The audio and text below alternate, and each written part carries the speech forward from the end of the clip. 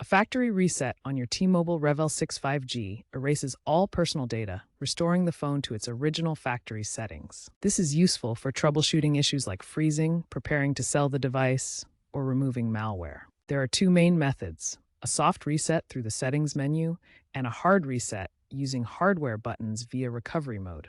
Remember to back up your important data before proceeding, as this process is irreversible. As of 2025, ensure your device is updated to Android 14 to benefit from the latest security features like factory reset protection. FRP requires you to re-enter your Google account credentials after the reset, preventing unauthorized access.